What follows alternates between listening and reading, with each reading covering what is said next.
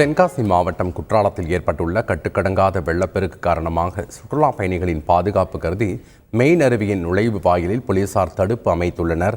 கூடுதல் தகவல்களை செய்தியாளர் தங்கம் வழங்க கேட்கலாம். வணக்கம் தங்கம், அங்கு செய்யப்பட்டிருக்கக்கூடிய முன்னேற்பாடுகள் பணிகள் குறித்த முழு விவரங்கள் என்ன?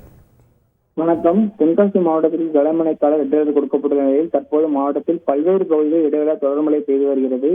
இந்நிலையில் மாவட்டத்தில் மேற்கு தொடர்ச்சி மலைப்பகுதியில் அமைந்துள்ள குற்றாலத்தில் நேற்று காலை முதல் வெள்ளப்பெருக்கு ஏற்பட்டு சுற்றுலா பயணிகள் குளிக்க தடை விதிக்கப்பட்டது. தற்போது மேற்கு தொடர்ச்சி மலைப்பகுதியில் பெய்து வரும் தொடர் மழையால் குற்றால மீனருவி வெள்ளப்பெருக்கு விஸ்வரூபம் எடுத்துள்ளது.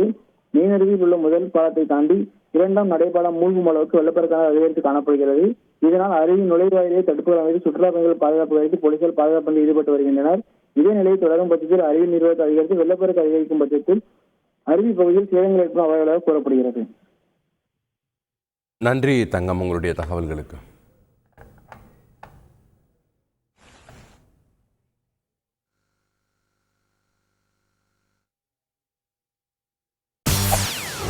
செய்திகளை உடனுக்குடன் தெரிந்து கொள்ள உடனே சப்ஸ்கிரைப் பண்ணுங்க.